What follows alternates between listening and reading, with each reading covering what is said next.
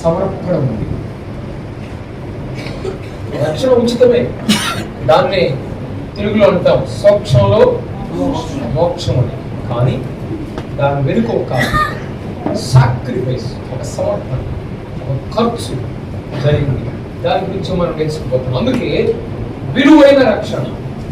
దీనిలో ప్రధానంగా 3 అంశాలు నేర్చుకోబోతున్నాం. నెంబర్ 1 చూడయ్యా, 3 ప్రధానమైన అంశాలు దీంట్లో మనం నేర్చుకుంటాం. ముఖ్యంగా 3 అంశాలు విలువైన రక్షణ కింద 3 కాలాలలో రక్షణ, 2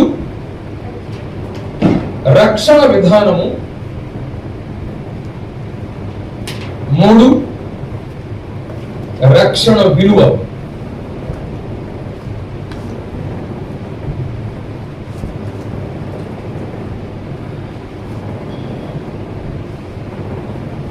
విలువైన రక్షణ అనేటువంటి అంశంలో ప్రధానంగా మనం ఒక వివరణాత్మకంగా నేర్చుకునే ఈ లెసన్ లో ఒక ప్రత్యేకమైన అంశాన్ని మనం నేర్చుకోబోతున్నాం. 3 కాలాలలో రక్షణ, రక్షణ విధానము, రక్షణ విలువ. రక్షణ 3 కాలాల్లో ఉందని, తర్వాత రక్షణ విధానం అంటే దేవుడు రక్షించే విధానం, మనం రక్షించబడే విధానం కాదు. ఆ సమయం వచ్చినప్పుడు నేను వివరంగా చెప్తాను. నెంబర్ 1 ఫస్ట్ సైడ్ ఏంటి పెట్టుకోండి. 3 కాలాల్లో రక్షణ. మనిషి ఎన్ని భాగాలు? 3. ఎక్కడ చదువుతాం అది మనం? మొదటి పత్రిక 5:23 ఏముంది? ఆత్మయు జీవమును శరీరమును కదా. ఫస్ట్ లెసన్ లో మనం చదువుకున్నాం 3 పార్ట్స్ ఆఫ్ మ్యాన్. మానవుల్లో 3 భాగాలు ఏ విధంగా ఉన్నాయో, మానవుడు త్రిత్వమై ఉంటే దేవుడు రక్షణ కార్యాలు కూడా త్రిత్వ కాలంలోకి తీసుకుని వచ్చాడు ఆయన. ఏంటది? ఆత్మరక్షణ. ఒక వ్యక్తి ప్రభువుని విశ్వాసం వచ్చినప్పుడు మొట్టమొదటిగా ఏంటది? ఆత్మరక్షణ. రెండవది ప్రాణ రక్షణ. మూడవది శరీర రక్షణ. ఇది ఒక వ్యక్తి రక్షించబడినప్పుడు తనలోని 3 భాగాల యొక్క ప్రభావితం. ఈ 3 భాగాలు వాస్తవానికి 3 భాగాలలో సంపూర్ణంగా రక్షించబడినట్టే, but it is a process. అది ఒక క్రమంగా కొనసాగేటువంటిది. Number 1 first. అందుకే దీనికి ఒక్కొక్క దానికి ఒక రెఫరెన్స్ రాసుకోండి. ఆత్మరక్షణ అనే దానికి ఎదురుగా ఎఫెసు పత్రిక 2:5. ఎఫెసు పత్రిక 2:5 ఏం చదువుతాం మనం? దేవుడు కరుణా సంపన్నుడై ఉండి మనము మన అపరాధముల చేత చచ్చిన వారమై ఉండినప్పుడు సైతము మన ఎడల చూపిన తన మహాప్రేమ చేత మనలను క్రీస్తుతో కూడా బ్రతికించెను. కృప చేత మీరు రక్షించబడి ఉన్నారు. ఏంటి? కృప చేతనే మీరు రక్షించబడి ఉన్నారా? రక్షించబడతారా? It's a past tense. ఆత్మరక్షణ అనేది పాస్ట్ టెన్స్. రక్షించబడి ఉన్నారు అన్నాడు. రెండోది ప్రాణరక్షణకి ఎదురుగా కొరింథీ మొదటి పత్రిక 1:18. కొరింథీ మొదటి పత్రిక 1:18. సిలువను గురించిన వార్త నశించుచున్న వారికి వెలితనము గాని రక్షించబడుచున్న మనకు దేవుని శక్తి. రక్షించబడుచున్న మనకు అంటే ఇట్ ఇస్ అ ప్రాసెస్, జరుగుతుంది. రక్షించబడుచున్న మనకది దేవుని శక్తి. ఇది ప్రాణ రక్షణ. Daily we are being saved. మనం రక్షించబడుతూ ఉన్నాం. నెంబర్ 3 మూడోదండి శరీర రక్షణ. దానికి చదవండి రోమపత్రిక 13:11. మరియు రోమపత్రిక 13:11 రాసుకోండి. మీరు కాలం ఎరిగి తెలుసుకొని అలాగు చేయుడి. మనము విశ్వాసులమైనప్పటికంటే అంటే విశ్వాసం అయ్యాము అప్పటికంటే ఇప్పుడు రక్షణ మనకు మరీ సమీపంగా ఉన్నది. ఏంటంట? రక్షించబడ్డాం కదా, ఇంకా సమీపంగా ఉంటే ఏంటి? దేనికి సంబంధించినప్పుడు శరీర రక్షణ సమీపంగా ఉందంటే ప్రభు రాబోతున్నాడు. అప్పుడు ఈ శరీరం కూడా ఏమవుతుంది? విమోచించబడుతుంది. ఈ శ్రమల నుండి, వేదన నుండి మనం రక్షించబడాలి. ఓకే, ఈ 3 రెఫరెన్సెస్ జాగ్రత్తగా వాటిని లీడ్ చేసి రాసుకోండి. ఇప్పుడు ఒక్కొక్కరి గురించి జ్ఞాపకం చేద్దాం. నెంబర్ 1 ఆత్మరక్షణ. ఇది గతంలో జరిగింది. అంటే మీకు కాదు, ఎవరైతే ప్రభువుని విశ్వాసించి రక్షించబడ్డారో వారికి గతం. ఇంకా రక్షించబడకపోతే నౌ ప్రెసెంట్ ఇంకా ప్రభువుని ఎదిరించలేదా? ఇదిగో ఇది మిక్కిలి అనుకూలమైన సమయం, ఇది రక్షణ.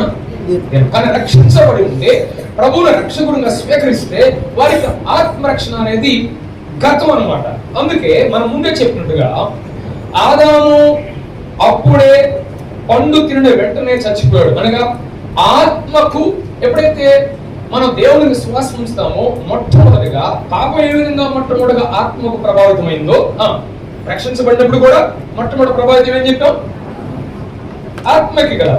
ఆయనందు మనం విశ్వాసం ఉంచినప్పుడు, తీర్మానం చేసినప్పుడు ఆత్మరక్షణ మనకు ఉంది. దేవుడు స్పష్టంగా చెప్పేది ఆత్మరక్షణ. దీన్ని ఏమంటారంటే, ఇంకో మాట చెప్పాలంటే ప్రధానంగా ఆత్మరక్షణ విడివిడిగా లేవా? ఎస్, ఓకే అనుకోండి.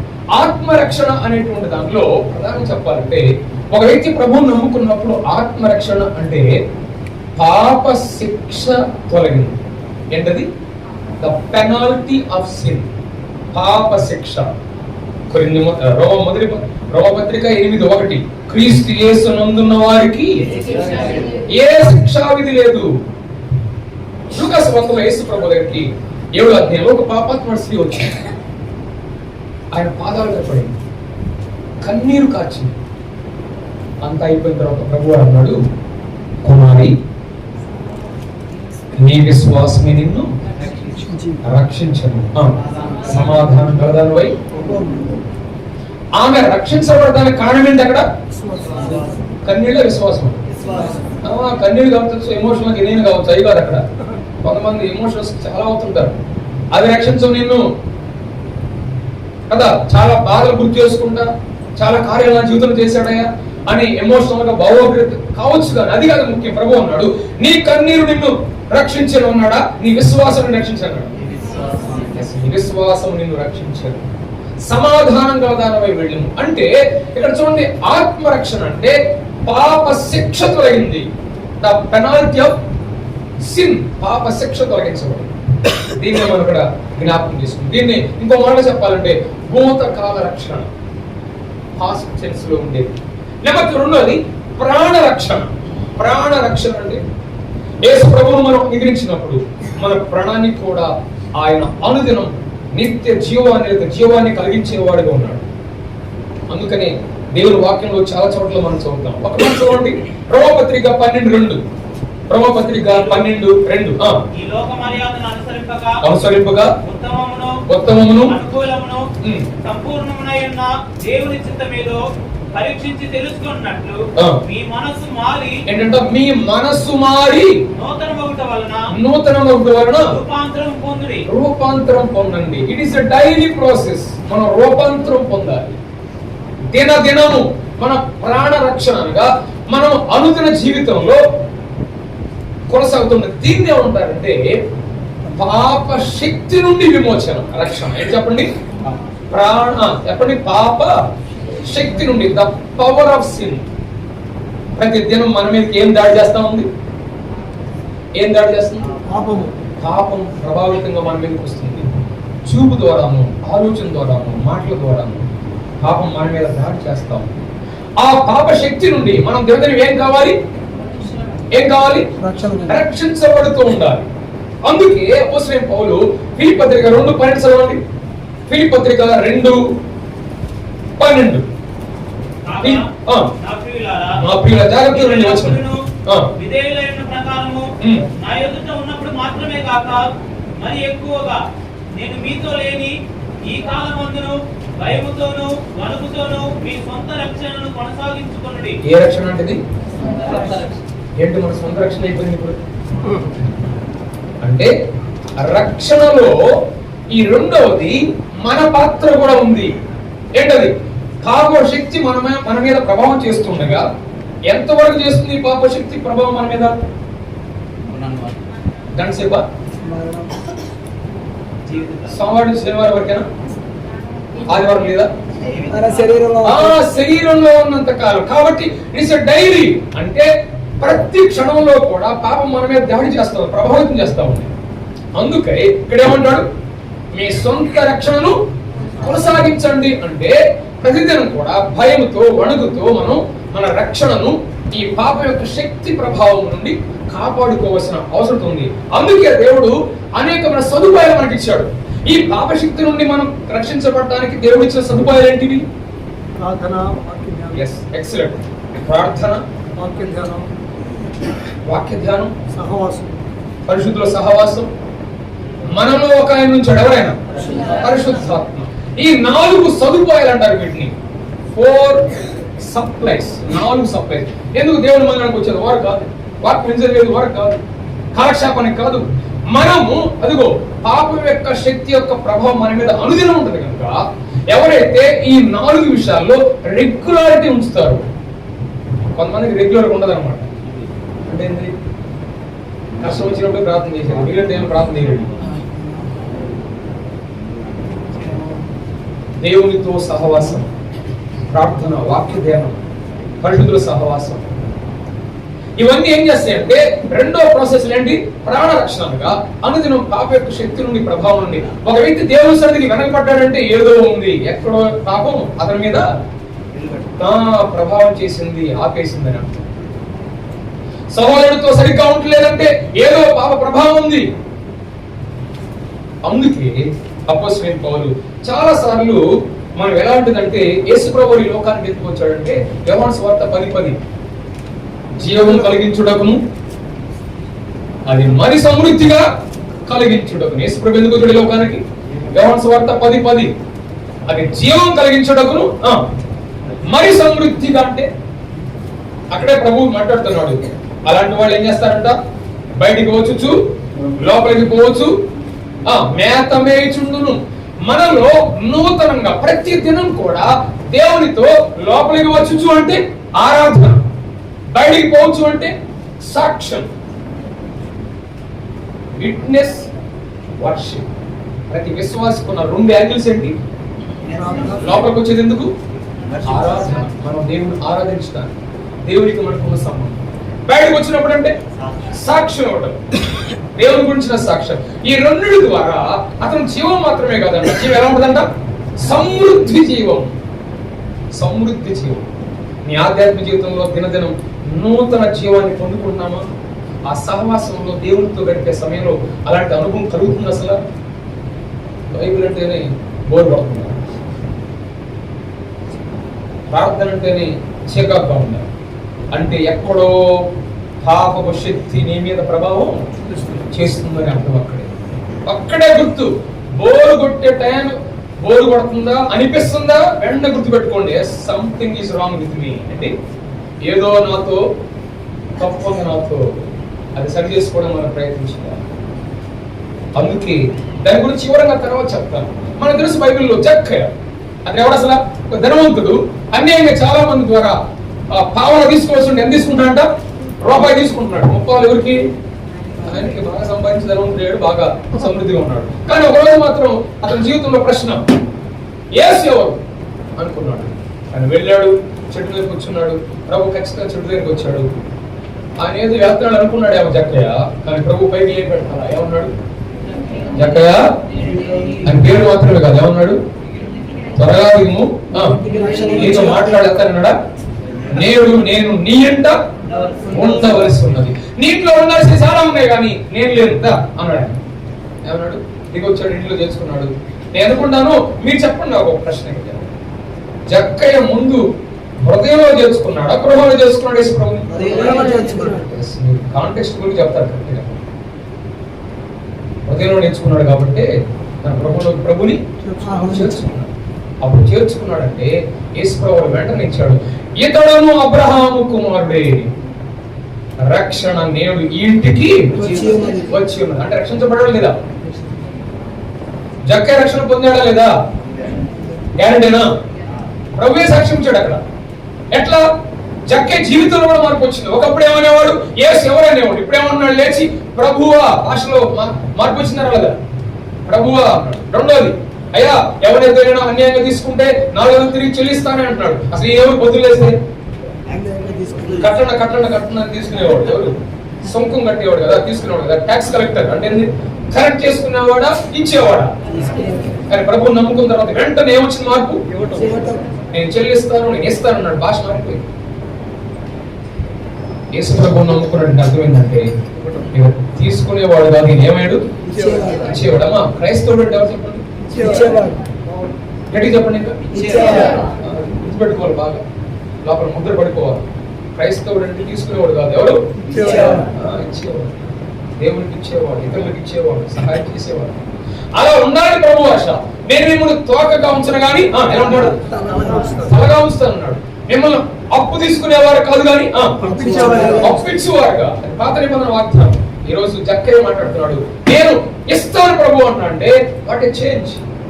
అదే నిజమైంది అనుదిన జీవితంలో జరిగే గొప్ప మార్పు. దీన్ని అంటాను నేను సమృద్ధి జీవం. ఏ జీవం? అరేర్లే చాలా మంది, కానీ ఏది అనిపించట్లేదు? సమృద్ధి జీవం పద్ధతి. నెంబర్ 3, మూడోది శరీర రక్షణ. శరీర రక్షణ,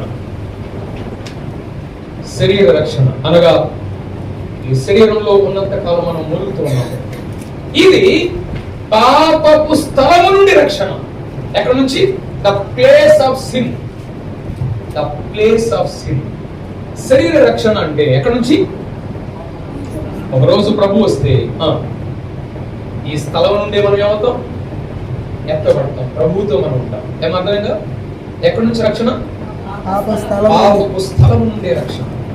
కరోనా వచ్చినప్పుడు అందరూ ఏమనుకున్నాం? కరోనా లేస్ కరోనాకి వెళ్దాం అనుకున్నాం. అదొకటే. అలాంటి యాటిట్యూడ్ మనకున్నారు. ఒకరోజు దానికోసం కనిపెడుతున్నాం. ఏంటి? ఈ శరీరాన్ని విడిచిపెడతాం. ఏ మూలుగులు బాధలు లేని ఆ స్థలానికి ప్రభు వెళ్ళిపోతాం. అది ప్రభు చేయబోతున్నాడు. అదే శరీర రక్షణగా మనం చూస్తాం. అందుకనే అపోస్తలుల వారు కూడా చాలా సార్లు అని చెప్తూ వచ్చాడు. ఒక మాట మాత్రం గుర్తుపెట్టుకోండి, మన ప్రభు ఎవరో తెలుసా? Alpha omega. ఆల్ఫా అంటే ఒమేగా అంటే ఆరంభించిన ఆయన ముగింపు చేయడా? చెప్పండి. ఆరంభించిన అది ఇది ముగింపు చేయడా? చేస్తాడు, చేయడా? ఖచ్చితంగా. అదే మన నిరీక్షణ, అదే మన గురిగా కొనసాగుతున్నాం. అయితే ఇక్కడ వీటిని వేదాంత పరిభాషలో 3 పదాలు వాడారు బైబిల్లోని. వాటిని ఇప్పుడు చూపిస్తాను. చూడండి. బైబిల్ వేదాంత భాషలో వీటికి 3 పేర్లు ఉన్నాయి. ఈ పేర్లు మనకు బాగా పరిచయం. నేను ఇంతకు ముందు చెప్పిన 3 పేర్లు మీకు పరిచయం లేదు కదా, బైబిల్లో లేవు. కానీ దాని భావం ఈ వీడి భావం ఒకటే. ఏంటి అవి? ఒకటి ఆత్మరక్షణ అంటే ఏంటి? ఫస్ట్ ఏంటి? నీతి మంతులుగా తీర్చబోట, జస్టిఫికేషన్. రాసుకోండి.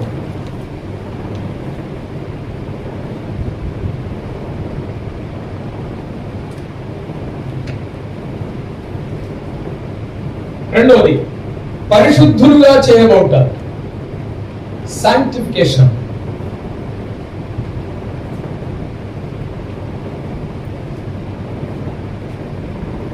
మూడవది మహిమపరచబడుట, గ్లోరిఫికేషన్. ఇంతకు ముందే మనం చెప్పుకున్నవే, కానీ జాగ్రత్తగా ఈ పదాలు వినాలి. కొన్ని డెఫినేషన్స్ కూడా మీరు రాసుకోవాలి. నెంబర్ 1 నీతిమంతులుగా తీర్చబడుట. దానికి డెఫినేషన్ రాసుకోండి, నిర్వచనం. దీన్ని మనం ఇంతకుముందు చెప్పుకున్నట్టుగానే ఆత్మరక్షణ అన్న నీతిమంతులుగా తీర్చబోట అన్న ఒకటే. ఇప్పుడు రాసుకోండి. నీతిమంతులుగా తీర్చబోట అంటే దానికి ఎదురుగా సబ్-హెడ్డింగ్ పెట్టుకొని నీతిమంతులుగా తీర్చబోట అనగా పాపి. రాస్తున్నారా? ఈ 3 రాసుకున్నారా? అయిపోయిందా? జస్ట్ రాసుకున్నారా? సెపరేట్ గా నీతిమంతులుగా తీర్చబోట. పాపి తన విశ్వాసము క్రీస్తు చేసిన కలువరి కార్యంపై, పాపి తన విశ్వాసము క్రీస్తు చేసిన కలువరి కార్యంపై ఉంచినప్పుడు,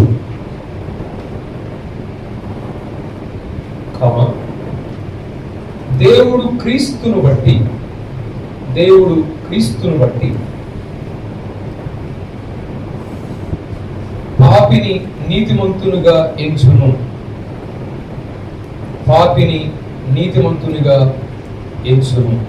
నీతిమంతులుగా తీర్చబోట అంటే ఏంటో వాళ్ళు చెప్పండి, రాసుకున్న వాళ్ళు త్వరగా రాసుకున్న వాళ్ళు చెప్పండి. పాపి తన విశ్వాసం చేసిన కలువరి కార్యంపై వచ్చినప్పుడు దేవుడు క్రీస్తును బట్టి పాపిని నీతిమంతులుగా ఎంచాడు. చూసారా, నీతిమంతులుగా తీర్చబోట అంటే ఒక వ్యక్తి పాపపు శిక్ష తీసివేయబడటం మాత్రమే కాదు, తన అంతరంగంలో కూడా ఉన్న ఒక దోషారోపణ కూడా లేకుండా చేయడాన్ని నీతిమంతులుగా తీర్చబడటం. ఇప్పుడు సపోజ్ ఒక దొంగ జైలు వేశాడు, కానీ వెళ్ళి ఒక ఆయన నీ పక్షంగా నేను జామీన్ ఉంటున్నారు బయటికి రాను, వాడు బయటకు వచ్చిన అందరూ ఏమంటున్నారండి? అందరూ ఉంటారు. అందరూ అనుకోకపోయినా వాడి మనసులో మాత్రం ఏముంటది? నేను దొంగనే అనుకుంటాడు ఎప్పుడు, ఎందుకంటే దొంగయే కదా లోపలికి వెళ్ళింది. బయటకు వచ్చినా కూడా వాడు ఉదయం ఏముంటది? నేను దొంగ అని ఎప్పుడు ఉంటది. ఆ మనస్సాక్షి గుర్తొచ్చినప్పుడల్లా వాడికి ఎంతో వేదన అనమాట. కానీ ఇక్కడ రహస్యం ఏంటంటే, గొప్ప విషయం ఏంటంటే, నీతిమంతులుగా తీర్చబోట అంటే అర్థం ఏంటంటే, ఈవెన్ మనలో ఉన్న ఏంటది ఆ దోషారోపణ కూడా తీసివేయబడిన అనుభవమే నీతిమంతులుగా తీర్చబోతారు. ఒక విశ్వాసిని దేవుడు చూసినప్పుడు క్రీస్తులో ఆ వ్యక్తిని చూస్తాడంట. ఎవరిని చూస్తాడు అంటే, నీవు నేను ఎవరిలో కనపడతాం? క్రీస్తులో కనపడతాం. అందుకే గాడ్ విల్ యాక్సెప్ట్ us. దేవుడు మనల్ని అంగీకరిస్తాడు. ఎవరిని బట్టి? ఆయన లేకపోతే మనం దోషులమే. కానీ నీతిమంతులుగా తీర్చబడిన రహస్యం ఏంటంటే, క్రీస్తు కలువరి కార్యాన్ని బట్టి మాత్రమే మనం ఎలా తీర్చాడు? నీతిమంతులుగా తీర్చాడు. అదే మన ప్రభువు ఉన్నటువంటి కార్యం. ఈ నీతిమంతులుగా తీర్చబడనే విషయంలో క్రొత్త నిబంధనలో మనకి 2 ఉదాహరణలు ఉన్నాయి. కానీ పాత నిబంధనలో చూపించినవి మనకు తెలుసు బాగా. ఎవరు? అబ్రహాము. ఆదికాండం 15:6 అబ్రహాము దేవుని నమ్మెను, నీతిగా ఎంచబడెను. అబ్రహాము దేవుని నమ్మినప్పుడు నీతిమంతులుగా తీర్చబడ్డాడు. కానీ విశ్వాసం ఉంచినప్పుడు నీతిమంతులుగా ఎంచబడ్డాడు. కానీ నీతిమంతులుగా ఎప్పుడు రుజువు చేయబడ్డాడు? ఆదికాండం 22వ అధ్యాయంలో బెస్ట్ థింగ్స్ ఎవరాడు? తన ఏకైక కుమారుడు, ఒక్క కుమారుడైన తను ప్రేమించు కుమారుడు ఇస్సాకును బలి అర్పించడం ద్వారా అతను నీతిమంతులుగా రుజువు చేయబడ్డాడు. ఏం చేయబడ్డాడు? రుజువు. చూడండి, అందుకే దేవుని ఇంట్లో నీతిమంతులుగా తీర్చబడ్డాడంటేనేమో అది ఆయన చేసిన కార్యం ద్వారా. కానీ నీతిమంతులుగా రుజువు చేయబడ్డాడంటే తను దేవుని కోసం చేసిన ఒక సమర్పణ, ఒక క్రియారూపంగా చూపించాడు. అదే ఇక్కడ మనం జ్ఞాపకం తీసుకుంటాం. పాపి శిక్ష నుండి తొలగించబడిన పాప శిక్ష నుండి మనం తొలగించబడ్డాం అనేది నీతిమంతులుగా తీర్చబడేది డిక్లరేషన్ అన్నమాట. అది డిక్లరేషన్ అంటుంది. నెంబర్ 2 పరిశుద్ధులుగా చేయబోట. పరిశుద్ధులుగా చేయబోట, దీన్ని కూడా నిర్వచనం రాసుకోండి. పరిశుద్ధులుగా చేయబోట లేక ఉండుట.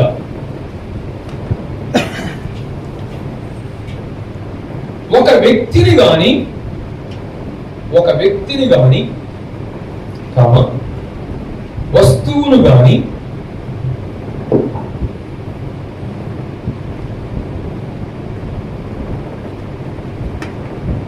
దేవుడు తన ఉపయోగం కొరకు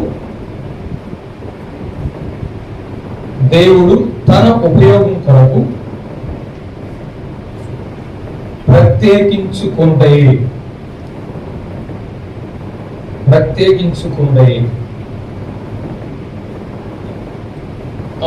పరిశుద్ధులుగా ఉంటాయంటే అర్థం ఏంటి? పరిశుద్ధులుగా చేయబడినటువంటి రాసిన వాళ్ళు ఎవరైనా చెప్పండి స్పష్టంగా ఉంది.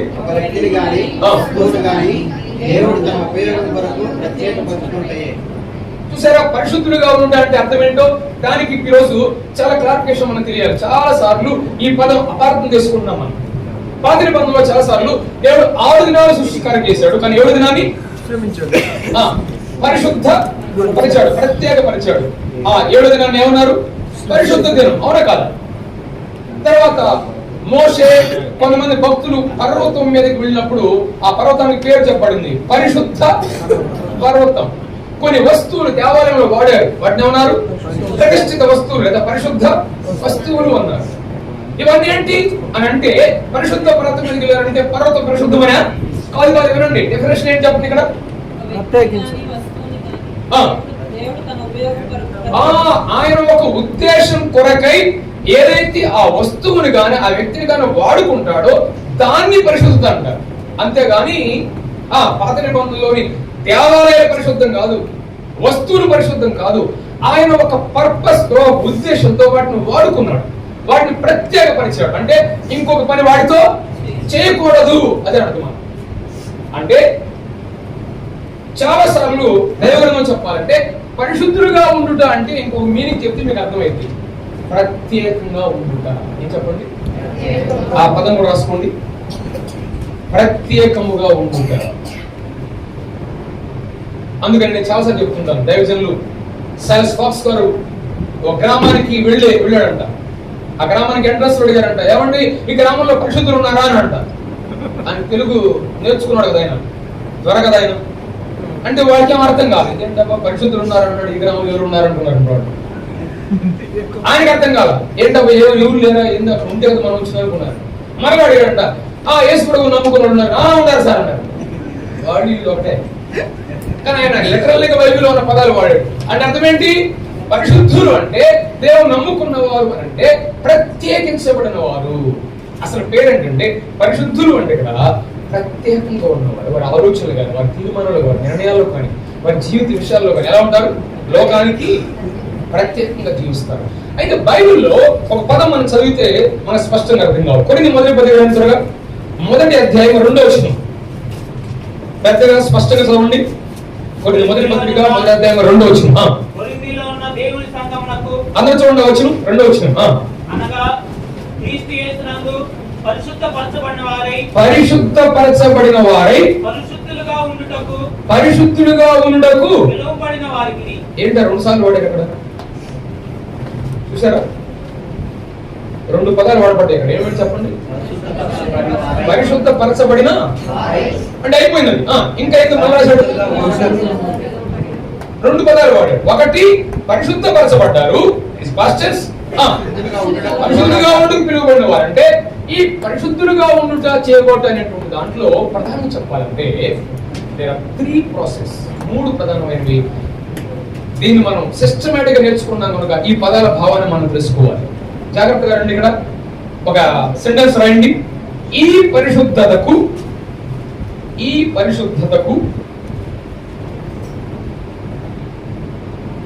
3 భాగాలుగా విభజింపగలము. ఈ పరిశుద్ధతను 3 భాగాలుగా విభజింపగలము.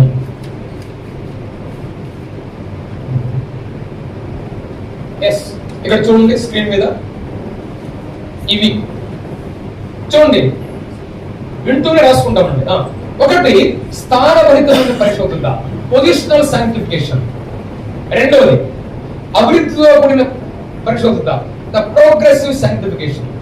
మూడవది సంపూర్ణ పరిశుద్ధత, పర్ఫెక్ట్ సాంక్టిఫికేషన్. త్వరగా రాసుకోండి ముందు. ఆ తర్వాత ఒక దాని గురించి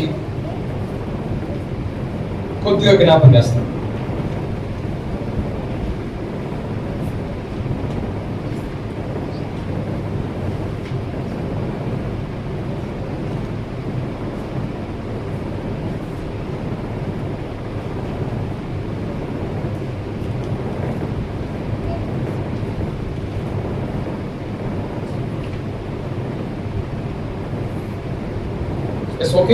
ఓకే చూడండి, స్థానభరితమైన పరిశుద్ధత అనగా పొజిషనల్ సాంక్టిఫికేషన్. అంటే సపోజ్ మన ఇంట్లో 20 ఏళ్ళ అబ్బాయి ఉన్నాడు, 2 సంవత్సరాల అబ్బాయి ఉన్నాడు.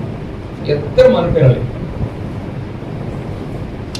కానీ వారిలో తేడా ఉందా లేదా? మన ఇంట్లో పెళ్లి జరగబోతుంది. 2 ఏళ్ళ అబ్బాయి ఎట్లా ఉంటాడు, 20 ఏళ్ళ అబ్బాయి ఎట్లా ఉంటాడు? 3 ఎట్లుంది చెప్పండి, వాళ్ళిద్దరు 3 ఎట్లుండదు. 20 ఏళ్ళ అబ్బాయి బిజీగా ఉంటాడు, అన్ని పనులు చేస్తా. 2 ఏళ్ళ అబ్బాయి ఆ పెళ్లి రోజు ఏడవచ్చు కూడా అంతే కదా, ఇంట్లో పెళ్లి జరుగుతున్నప్పుడే ఏడవచ్చు. ఎందుకు? ఇద్దరు మన పిల్లలే. ఏమైంది? వాళ్ళ స్థానాలు కొడుకులే కానీ స్థితుల్లో తేడా ఉన్నాయి. అవునా? అర్థమైందా? అంటే మనము పొజిషనల్ సాంక్టిఫికేషన్ అంటే ప్రభువుని విశ్వాసం ఉంచిన వాళ్ళు అందరూ పరిశుద్ధులే, దేర్ ఇస్ నో డిఫరెన్స్. కానీ వాళ్ళ ఆత్మీయ స్థితిగతుల్లో తేడా ఉండొచ్చు. అందరూ మాత్రం కుమారులే. అర్థమైందా? ప్రభువుని నమ్మినటువంటి వాళ్ళు, కుమారుడు గాని కుమార్తె గాని, వాళ్ళు ఇప్పుడు నమ్ముకున్న గతంలో నమ్ముకున్న వారైనా దేవుని యందు వారందరూ కూడా పరిశుద్ధులుగా తీర్చబడ్డారు, పరిశుద్ధులుగా చేయబడ్డారు, అంతే. It is a positional sanctification. దాంట్లో ఏ మార్పు ఉండదు. వాళ్ళ స్థితిగతుల్లో తేడా ఉండొచ్చు కానీ వాళ్ళ స్థానాల్లో మాత్రం తేడా లేదు. ఈ విషయంలో స్థానభరితమైన పరిశుద్ధత విషయంలో మనం చేసేది ఏమి లేదు. ఎవరు అంగీకరించింది? ఆయన చేశాడు. God sanctified us. దేవుడు మన పరిశుద్ధులుగా చేశాడంటే ఆ విషయంలో మన పాత్ర ఏమీ లేదు. అందరూ సమానంగా తన బిడ్డలుగా ప్రభు చేసుకున్నాడు. కాబట్టి ఏం చేయాలి? మనం నమ్మిన ప్రభు దేవుడు ఎవరు? పరిశుద్ధుడు. కనుక మనం ఎలా ఉండాలి? ఏమన్నాడు పేతురు? నేను పరిశుద్ధుడే ఉన్నాను కనుక మీరు పరిశుద్ధులై ఉండండి. మన దేవుడు ఎవరు? పరిశుద్ధుడు. మనం కూడా అలానే జీవించాలని. రెండోది ఏంటి? అభివృద్ధితో కూడిన పరిశుద్ధత అంటే ప్రోగ్రెసివ్ పరిశుద్ధత లేదా ప్రోగ్రెసివ్ సాంక్టిఫికేషన్ అంటారు. అంటే ఎట్లా? మన శరీరాన్ని, మన ఆలోచన, అందుకే తెస్సలోనికైయులకు మొదటి పత్రిక 4వ అధ్యాయంలో పౌలు అంటాడు, మీ ఘటములను కదా కాపాడుకునే దేవుని చిత్తం. వాని ఘటాలు అంటే శరీరాన్ని మనం ఏం చేయాలి? ఒకసారి వచనంతో చూడండి. కొరింథీ 2వ పత్రిక 7:1 కూడా చదవండి. కొరింథీ 2వ పత్రిక 7వ అధ్యాయం మొదటి వచనం. మనకి వాగ్దానములు ఉన్నవి కనుక దేవుని భయముతో పరిశుద్ధతను సంపూర్తి చేసుకోవచ్చు. శరీరమునకును ఆత్మకును కలిగిన సమస్త కల్మషము నుండి మనలను పవిత్రులుగా చేసుకుందాం. ఏమన్నాడు పౌలు ఇక్కడ? పరిశుద్ధులం అయ్యామన్నాడా? పరిశుద్ధులుగా చేసుకుందాం అన్నాడా? It's a process. చూసారా? ప్రోగ్రెసివ్ సాంక్టిఫికేషన్ అంటే దినము మన ఘటాన్ని, మన చూపును, మన శరీరాన్ని కాపాడుకోవడం. అది డైలీ జరిగేటువంటి పరిశుద్ధత. అందుకే నేను ప్రారంభంలో చెప్పాను, ఈ వయస్సు పెరిగే కొలది ఎలా జీవించాలి మనం కూడా ఏమంటాం చాలాసార్లు, వయసు దగ్గర పని చేయకపోతే పోయి అంటాం కదా. అలానే మన ఆత్మీయ వయసు పెరిగే కొలది ఏం చేయాలి? మనలో ఆ పరిపక్వత, ఆ పరిశుద్ధత కనబడాలి. అందుకే పేతురు కూడా అంటాడు, మీరు శిష్యులుగా ఉన్నారు కానీ మీరు రక్షణ విషయంలో ఎదగాలి అంటాడు అక్కడ.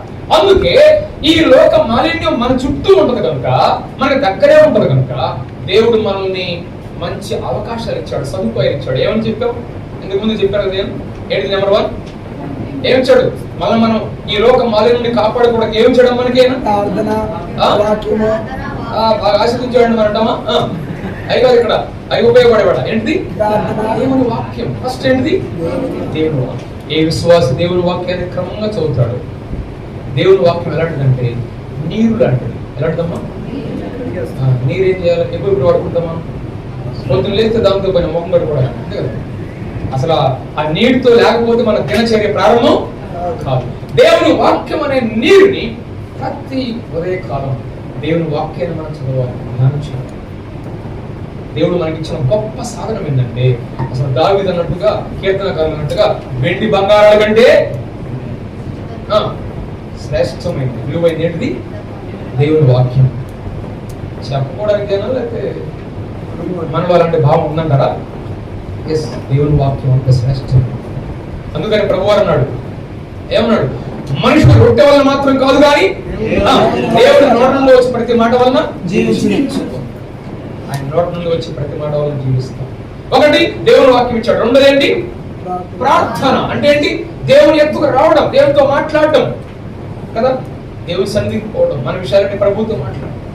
అప్పుడే మనం సారి ప్రభుతో మనం సన్నిహితం కావడం, సహవాసం చేయడం.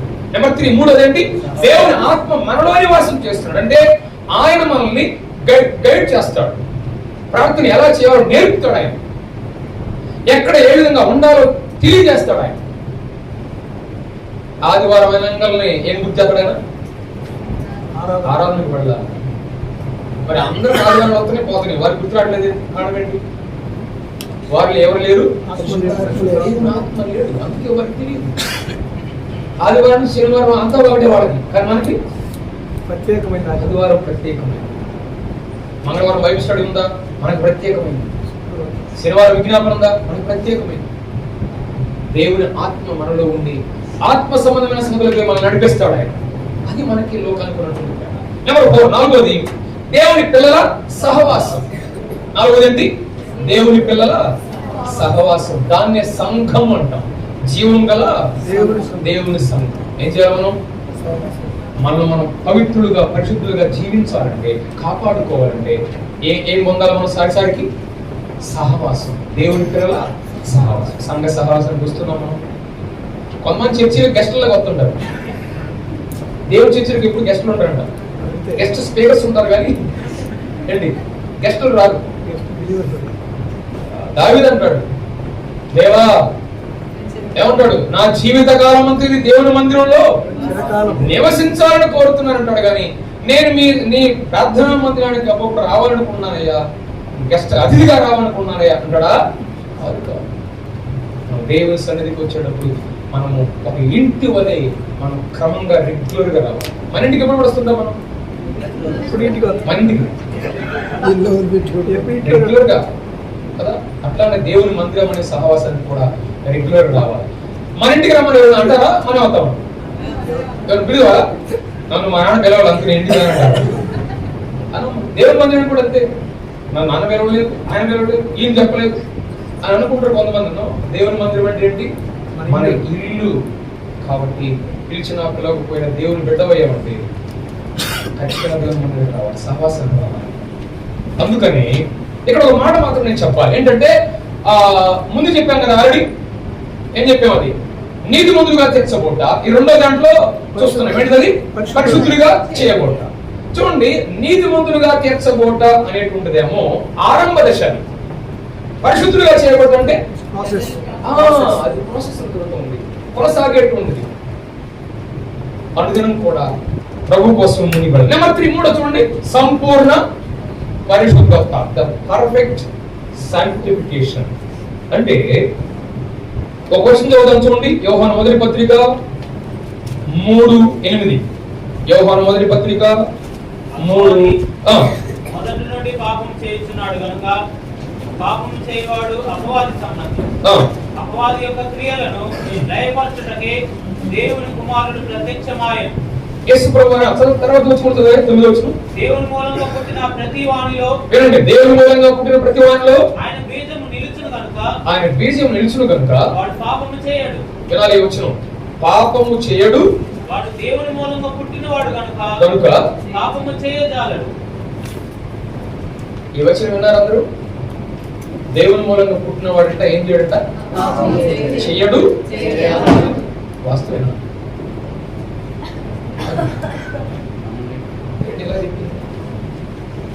చేయడంట, చేయదాడు. ఈ పదం టెర్మినాలజీ మనకు అర్థం కాదు కొన్నిసార్లు. దాని అర్థం ఏంటంటే సంపూర్ణ పరిశుద్ధత అనేటువంటి దాంట్లో వాస్తవానికి ఆయన ప్రత్యక్షమైనప్పుడు, ఎవరు? మన ప్రభువు ప్రత్యక్షమైనప్పుడు అప్పుడు మాత్రమే సంపూర్ణ పరిశుద్ధత. కానీ ఇక్కడ ఏంటంటే 3:9 జ్ఞాపకం చేసుకున్నట్టుగా పాపము చేయడు, చేయజాలడు అంటే అర్థమేంటంటే పాపంలో నిలిచి ఉండడు. మీకు చెబితేగానే అర్థం కాదు. పంది పొరపాటున బురదలో పడిద్దా, ఇష్టపూర్వకం పడిద్దా? గొర్రె పిల్ల పొరపాటున పడిద్దా, ఇష్టపూర్తిగా పడిద్దా? పంది బురదలో పడితే కేకలేసిందా? గొర్రె పిల్ల అది బయటకు వచ్చిందా కేకలేస్తాను. అదే గొర్రె పిల్ల పందికి తేడా. దేవుని ఎరగని వాడైతే ఎంజాయ్ చేస్తాడు దాంట్లో. వాడికి ఏమి తేడా ఏం లేదు కదా. కానీ దేవుని ఎరిగిన వాడైతే పొరపాటు చేసిన, పొరపాటులో పడిన వెంటనే ఏం చేస్తాడు? అయ్యో నేను పాపం చేసిన, నేను అవిధేయతలో ఉన్నాను. ఇది గుర్తు అన్నమాట. కానీ సంపూర్ణ పరిశుద్ధత అనేది ప్రభు వచ్చినప్పుడు జరిగేటువంటి ప్రధానమైనటువంటి, ఆయన ప్రత్యక్షమైనప్పుడు ఆయన సంపూర్ణ రక్షణ అంటే ఏంటి? ఆత్మ, ప్రాణము, శరీరం. శరీరానికి కూడా సంపూర్ణ రక్షణ ఇస్తాడు కాబట్టి దానికి ఏమన్నా సంపూర్ణ పరిశుద్ధాత్మ. అది మూడో చదువుదాం చూడండి. మూడోది ఏంటి? మూడోది చూడే ఎస్ గ్లోరిఫికేషన్. మూడోది ఏంటి? గ్లోరిఫికేషన్. గ్లోరిఫికేషన్ అంటే శరీర రక్షణలో ముగింపు. ఇందాక చెప్పింది ఇది చెప్పింది ఒకటే, కన్ఫ్యూషన్ కావద్దు. ఇది మాత్రమే గుర్తుపెట్టుకోండి, అది మాత్రం ఎక్స్ప్లెనేషన్ మాత్రమే. చూడండి, మూడోది ఏంటి? మహిమపరచబోట అనగా మన శరీరం కూడా రక్షించబడుతుంది, సంపూర్ణంగా మనం రక్షించబడతాం. ఈ మహిమపరచబడుట అనే దానికి ఒక డెఫినేషన్ రాసుకోండి. మహిమపరచబడుట దానికి ఎదురుగా నిర్వచనం: విశ్వాసులు మానసికంగా, శారీరకంగా,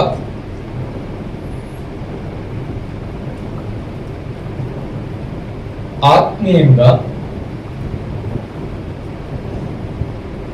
పరిపూర్ణ స్థాయికి రావడమే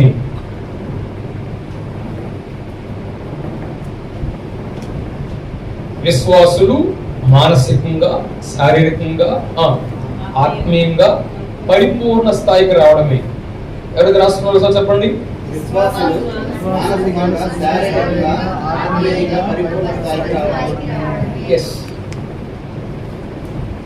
మొదటి పత్రిక 5:23లో ఈ మూడు విషయాలు ఏ ఆర్డర్ రాశాడో చూడండి ఒకసారి. అపోస్తలుడైన పౌలు ప్రభు వచ్చినప్పుడు మనం సంపూర్ణ చేస్తాడు, కానీ ఆయన రాసిన ఆర్డర్ చూడండి ఎట్లా ఉంది. సమాధానకర్తయగు దేవుడు సంపూర్ణముగా పరిశుద్ధపరచును గాక. మీ ఆత్మయు ఏంటంట? మీ ఆత్మయు ఫస్ట్ ప్లేస్ ఏంటి? ఆత్మయు, జీవమును, శరీరం. ఇది దేవుని యొక్క ఆర్డర్. ఏది ఫస్ట్? ప్రభుతో మనం ఉండబోయేటప్పుడు మన ఆర్డర్ ఏంటంటే ఈ ఆర్డరే. కానీ ఇప్పుడు ఆర్డర్ ఏంటి? ఇప్పుడు క్రమం ఏంటి? ముందు శరీరం వస్తుంది. దేనికి వచ్చినా ఏ వచ్చినా సరే ముందు ఏం పలికిద్ది? నేనున్నానంటారు. ఏంటిది? శరీరం. అందుకే పరిపూర్ణ స్థాయికి మనం ఇంకా రాలేదు. అందుకే ఇక్కడ మనం చదివేది, ఒకరోజు ప్రభు వచ్చినప్పుడు శరీరం కూడా విమోచించబడుతున్నప్పుడు సంపూర్ణంగా we will be glorified, మహిమపరచబడతాం. యేసు ప్రభువు సమాధి నుండి తిరిగి లేచినప్పుడు ఏ మహిమల శరీరం పొందాడో అదే శరీరం మనం కూడా పొందుతాం. యోహాను మొదటి పత్రిక 3:2 ఆయన వచ్చినప్పుడు మనం ఆయన వలే ఉంటాము, కనబడతామని యోహాను తన పత్రికలో రాస్తూ వచ్చాడు.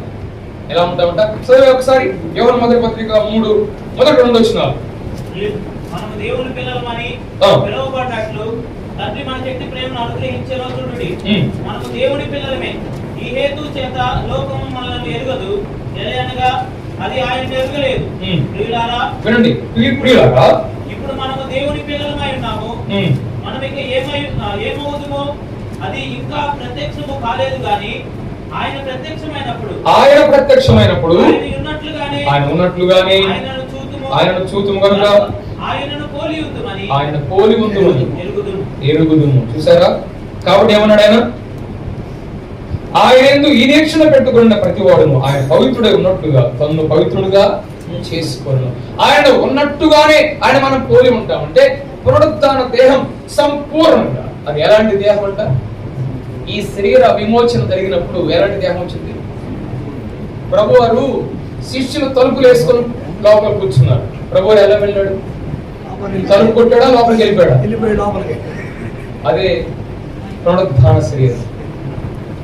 ఆ శరీరానికి గోడలు, టైం, సమయము, వస్తువులు ఏది కూడా అడ్డు ఉండదు.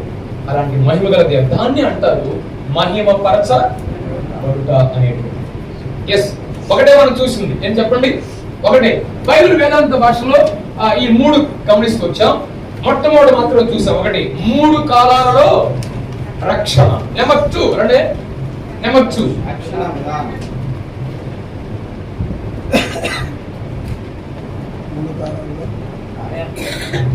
ఆత్మరక్షణ, ప్రాణరక్షణ, చూడండి. ఇది బి, క్యాపిటల్ బి, రక్షణ విధానం. ఒకటి ఏం చేశాం? 3 కాలాల్లో రక్షణ ఏంటో చాలా క్షుణ్ణంగా చాలా స్పష్టంగా జ్ఞాపకం చేస్తూ వచ్చింది. నెంబర్ 2, రక్షణ విధానం. దేవుడు రక్షించడానికి అన్ని కాలాల్లో 3 విధాలుగా చూడగలరు. ఆయన రక్షించిన విధానం చూస్తున్నాం. మనం రక్షించబడిన విధానం కాదు. విన్నారా తేడా? మనం రక్షించబడిన విధానం కాదు, ఆయన రక్షించే విధానం. ఏ కాలంలోనైనా is the only 3 ways. Number 1, చెప్పండి, రాసుకోండి. రక్షణ ఎప్పుడు తప్పడింది అక్కడ? రక్తము ద్వారానే, రక్షకుని ద్వారా కాదు. Please correct it. రక్షకుని ద్వారా కాదు, రక్తము ద్వారా, బై హిస్ బ్లడ్.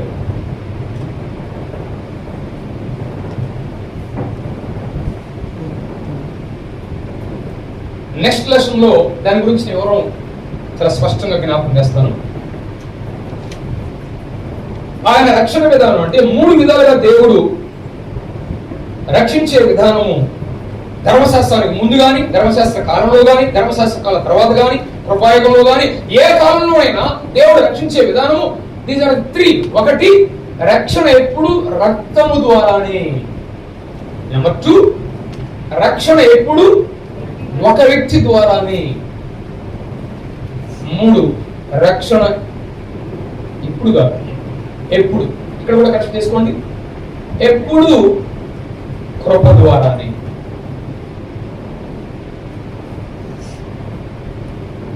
ఇప్పుడు వినండి. నెంబర్ 1, రక్షణ ఎప్పుడు రక్తము ద్వారానే అంటే మనకు బాగా తెలుసు. హెబ్రీ పత్రిక 9:22, రక్తము చిందించకుండా పాప క్షమాపణ.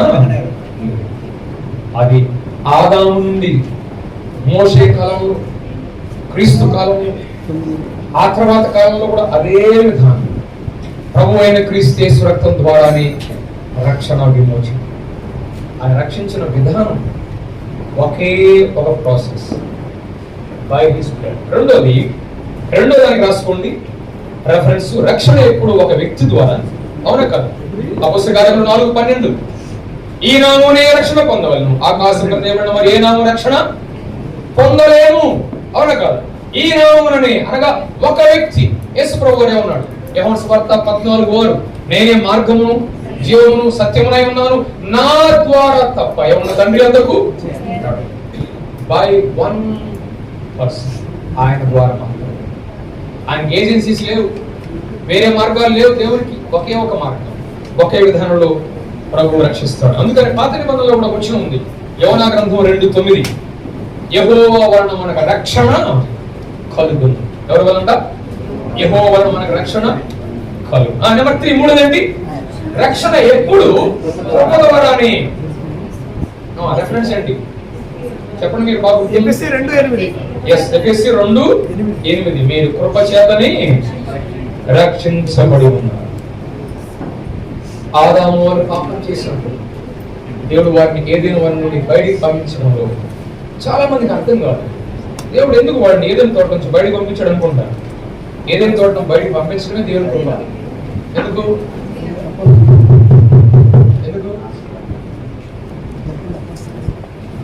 ఇక్కడ ఉంటే కరెంట్ షాక్ కొడుతుంది అనుకున్నాం అనుకో, ఏం చేయాలి మనం?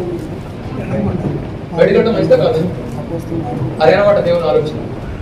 అక్కడే ఉండి మరలా వారు అదే ఫలం తింటే వారు నిత్యం కాపులే ఉంటారు. ఇక రక్షింపబడే విధానం లేదు. అందుకే ఆ అపాయం నుండి దూరంగా తీసుకెళ్ళాడు ఆయన. అందుకే ఆయన చూపించట్లో ఆయన కృప మనకు కనబడతా ఉంది. నెంబర్ 3, మూడోది చూడండి. సి, క్యాపిటల్ సి, మూడోది రక్షణ విలువ. ఏంటమ్మా? చెప్పండి. రక్షణ విలువ. రక్షణ విలువ. వినండి, ఇక్కడ దేవుడు సృష్టి కార్యం అనేది తన మాట చేత చేశాడు, బై హిస్ బ్రీత్. అందుకని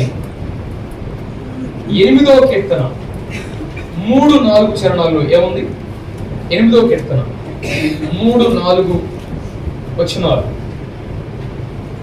8వ కీర్తన ఏమన్నాడు? నీ చేతి పని అయిన నీ ఆకాశమును, నీ చేతి పని అయిన ఆకాశమును, నీవు కలుగజేసిన చంద్ర నక్షత్రమును నేను చూడగా చాలు. అంటే ఈ సృష్టి కార్యమేమో తన చేతితో చేశాడు, తన నోటి మాటతో కలుగు చేశాడు.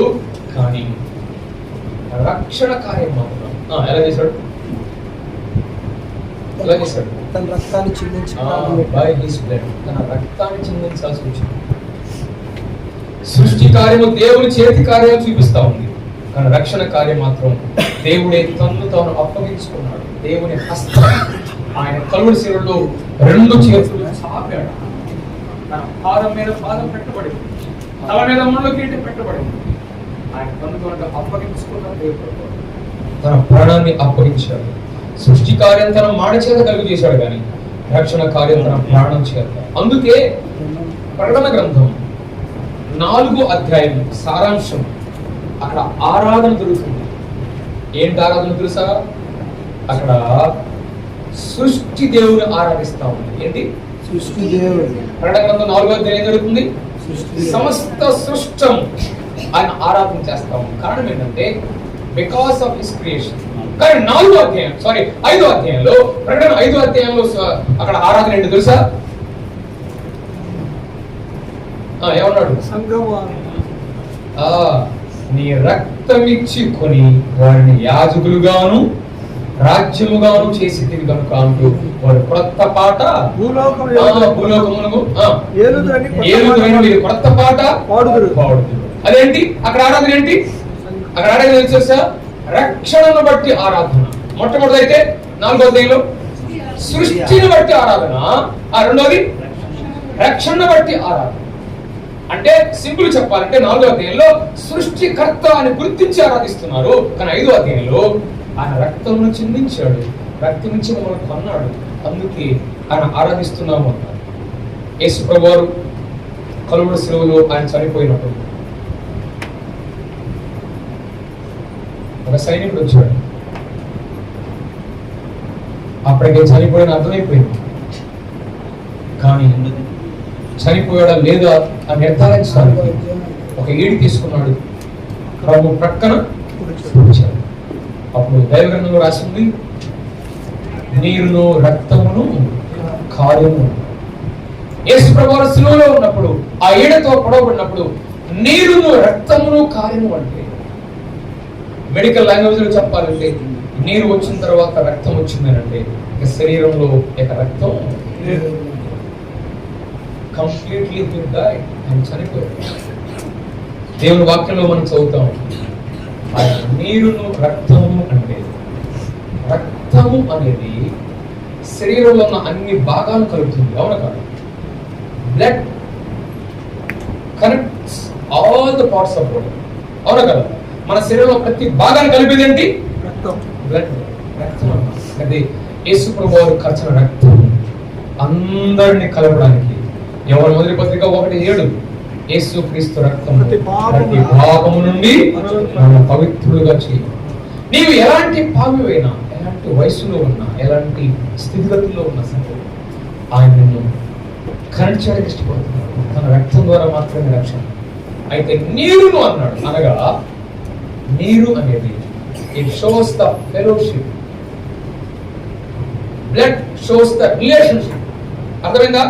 రక్తము సంబంధాన్ని ఏర్పరుస్తుంది, కానీ నీరు సహవాసాన్ని ఏర్పరుస్తుంది. అనగా అనుదినం కూడా మనకు అవసరం ఏంటి? నీరు అనగా దేవునితో సహవాసం, దేవుని వాక్య సహవాసం మనకి ఎంతైనా సహవాసాన్ని తీసుకొచ్చేది. ఒక్క మాటతో నేను ముగిస్తున్నాను. రక్షణ. ఈరోజు మనం నేర్చుకున్న సత్యం ఏంటి చెప్పండి? విలువైన రక్షణలో 3 ప్రాముఖ్యమైన మాటలు మనం నేర్చుకున్నాం. ఏంటది? ఒకటి, 3 కాలాలలో రక్షణ. రక్షణ ఒకటే, బట్ 3 కాలాల్లో. ఒకసారి చెప్పండి, ఆత్మరక్షణ అంటే దేని నుండి? Yes, very good, thank you. రెండోది నేను అడుగుతాను, మీరు చెప్పండి. ప్రాణ రక్షణ అంటే దేని నుండి?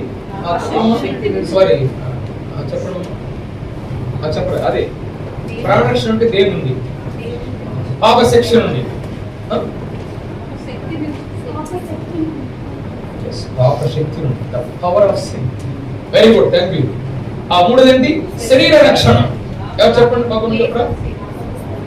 శరీర రక్షణ. లాస్ట్ పాప స్థలం నుండి. Yes, very good. పాప స్థలం నుండి మనం రక్షించాలి. రెండోది ఏం చదువుకున్నాం? రక్షణ విధానం. రక్షణ విధానం ఎట్లా? దేవుడు సర్వకాలాల్లో రక్షించే విధానం ఏంటి? 3 విధానాలు. ఎవరు చెబుతారు ఇది? ఎవరు చెబుతారు ఇది? ముందు చెయ్యెత్తి చెప్పండి. ముందు అందరూ చెప్పొద్దు ఒకే మాట. ఎవరు చెబుతారు? ఎస్ చెప్పండి అందరూ. రక్షణ ఎప్పుడు రక్తం ద్వారా. ఎస్ రక్తం ద్వారాని. అలానే రక్షణ ఎప్పుడు ఒక వ్యక్తి ద్వారా. ఒక వ్యక్తి ద్వారాని. రక్షణ ఎప్పుడు కృప ద్వారా. కృప ద్వారా. ఇది అన్ని కాలాలలో రక్షించే విధానం ఆయనది. ఈ 3 ద్వారా మాత్రమే జరుగుతుంది. నెంబర్ 3 మూడోదండి రక్షణ విలువ. ఏంటి రక్షణ విలువలోని ప్రత్యేకత?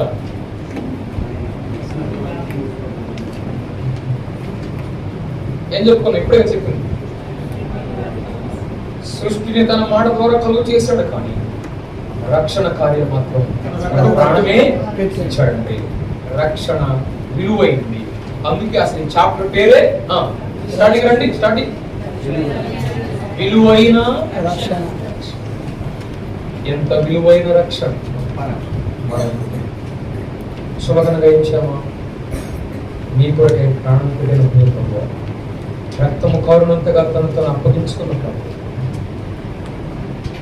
ఆయన నేను నన్ను రక్షిస్తాను. అందుకని ఒక మాట చెప్పాను. తప్పని ఒక మాట తిరిగి వచ్చాడు.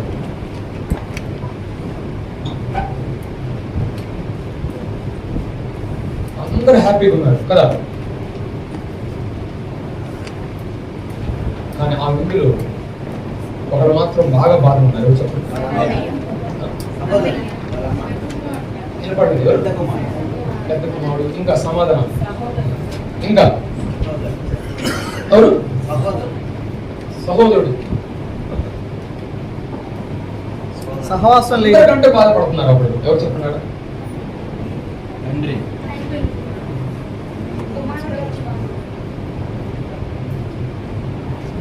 ఎక్కువగా బాధపడ్డారు. అప్పుడు వధించబడిన పశువు. వాళ్ళందరూ హ్యాపీ ఉన్నారు. వధించబడిన ఒక పశువు. అప్పుడే అందరూ హ్యాపీగా ఉన్నారు. మనందరం సంతోషం, సమాధానం, నెమ్మది పొందాలంటే ఒక్కడే వధించబడ్డాడు. ప్రభువుని యేసుక్రీస్తు. నీవు నిజంగా సంతోషం పొందాలి. ఆయన తన ప్రాణాన్ని ఇచ్చాడు. ఆయన మంచి పశువుగా వధించబడ్డాడు. అంటే ప్రభువుని జీవితానికి ఎంత అవసరం? నిజంగా సంతోషం పొందాలి. కలవచ్చండి, ప్రార్థన చేద్దాం. ఈ వీడియో మీకు నచ్చినట్లయితే లైక్ చేయండి మరియు షేర్ చేయండి. సబ్స్క్రైబ్ చేయడం మాత్రం మర్చిపోకండి. సబ్స్క్రైబ్ బటన్ పక్కనే ఉన్నటువంటి గంట సింబల్ కూడా మీరు నొక్కండి. అప్పుడు మాత్రమే మేము అప్లోడ్ చేసే ప్రతి కొత్త వీడియో నోటిఫికేషన్ ద్వారా మీకు అందుతుంది. Thank you for watching.